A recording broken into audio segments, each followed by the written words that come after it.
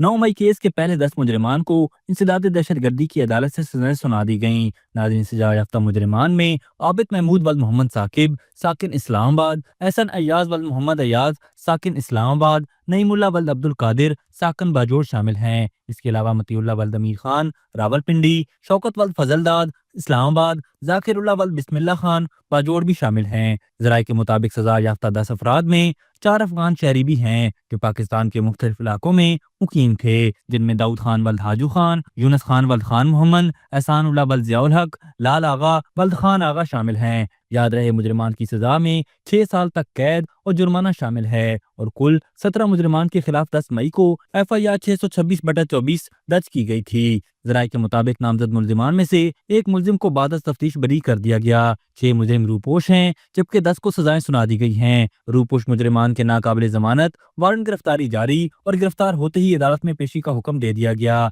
इंतजामिया के मुताबिक एहतजाज की आड़ में रियासत मुखालिफ सरगर्मियों में शामिल मुजरिमान बशमूल मास्टर माइंड्स और सहूलतकारों से कोई नरमी नहीं बरती जाएगी। नाज़रीन, यहाँ ये बात भी काबिल जिक्र है कि तकरीबन 1.5 साल का वक्त गुजरने के बाद भी सिर्फ 10 मुजरिमान को अभी तक सजाएं सुनाई गई हैं, जो इस बात का सबूत है कि पाकिस्तान का मौजूदा अदालती निज़ाम कितनी सुस्त रवि का शिकार है। इस वजह से इंसाफ की फराहमी भी काफी मुश्किल बना दी गई है और हमारा अदालती निज़ाम अंदर से ही कितना करप्शन ज़दा हो चुका है कि जब बिल्कुल वाज़ेह सबूत और शवाहिद मौजूद हों और CCTV फुटेजेस भी मौजूद हों, फिर भी 1.5 साल के अरसे में सिर्फ 10 मुजरिमान को सजाएं सुनाई गईं। ये इस बात की अक्कासी करता है कि पाकिस्तान के मौजूदा अदालती निज़ाम को मुकम्मल तौर पर रीमैप करने की ज़रूरत है और इस हवाले से मिलिट्री कोर्ट्स को भी अपना किरदार अदा करने की अशद ज़रूरत है, क्योंकि मिलिट्री कोर्ट्स हमेशा जल्द केसेस निपटाती हैं और इंसाफ की फराहमी को भी मुकम्मल तौर पर यकीनी बनाया जाता है। नाज़रीन, इस फैसले के बाद यह सवाल भी उठाया जा रहा है कि सानिया 9 मई के बाकी मुल्जिमान को सजाएं आखिर कब सुनाई जाएंगी,